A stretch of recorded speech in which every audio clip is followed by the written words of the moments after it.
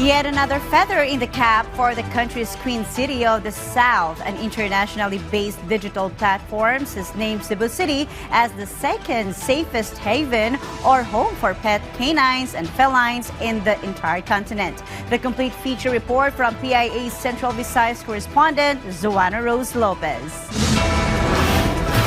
Digital travel platform Agoda has ranked Cebu City as the second most pet-friendly travel destination in Asia.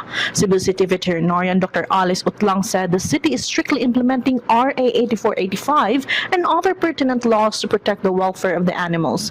First is our hotels, restaurants, and atong mga kaning malls, no? Because they accept pets.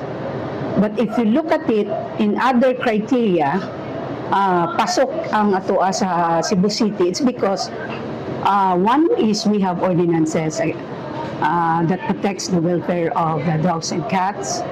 We don't impound, but we do CNVR or cats vaccinate, neuter, and return to where the dog was picked up.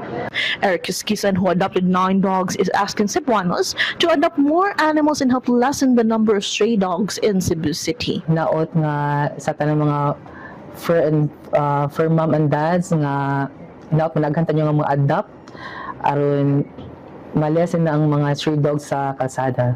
Dr. Utlang is encouraging Cebuanos to be more responsible pet owners by registering their pet with the DMFV office. From the Philippine Information Agency Central Visayas, Zoana Rose Lopez, Balitang Pambansa.